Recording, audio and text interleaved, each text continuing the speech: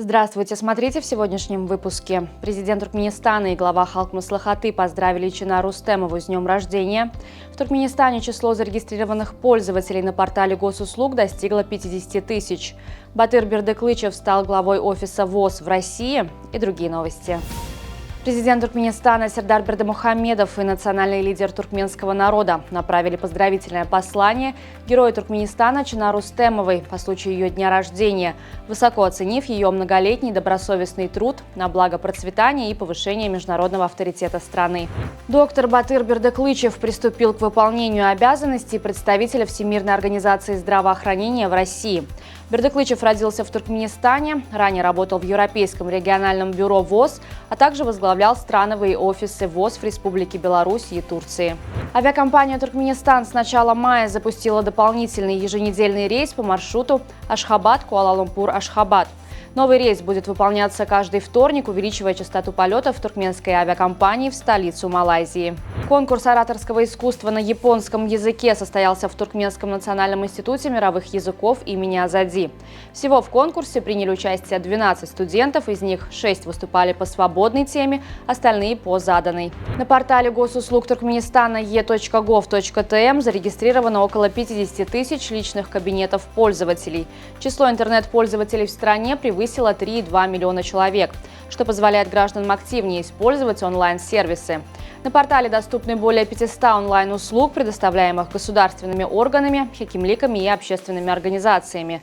Среди них свыше 40 платежных сервисов, более 270 справочных материалов, ссылки на около 150 веб-сайтов госучреждений и почти 50 оказываемых ими услуг в электронном виде.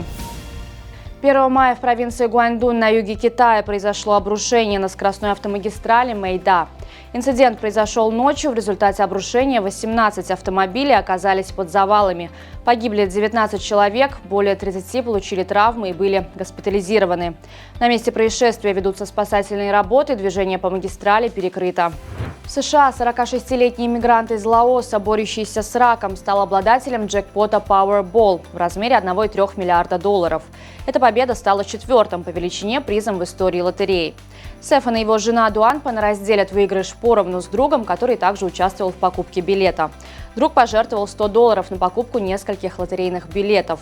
Семья решила взять единовременную выплату, которая составит около 422 миллионов долларов после вычета налогов. В матче 11-го тура чемпионата Туркменистана по футболу Аркадак одержал выездную победу со счетом 4-2 над Алтын-Асыром. Таким образом, футболисты Аркадага продлили рекордную победную серию до 40 встреч, с учетом игр всех турниров с момента основания в апреле 2023 года. Подопечные главного тренера Владимира Байрамова находятся на первой строчке турнирной таблицы, набрав 27 очков в 9 матчах. Юные туркменские теннисисты завершили выступление на открытом чемпионате Душанбе, завоевав 3 серебряные медали. Турнир объединил 88 спортсменов из Центральной Азии, Беларуси, России и Канады. Боруссия обыграла ПСЖ в первом матче полуфинала футбольной лиги чемпионов. Встреча прошла в Дортмунде и завершилась со счетом 1-0. Единственный гол забил нападающий хозяев Никлас Фюлькруг на 36-й минуте. На сегодня это все. Желаю вам хорошего завершения дня. Увидимся завтра. И не забывайте, что Туркменпортал – ваш самый надежный источник новостей.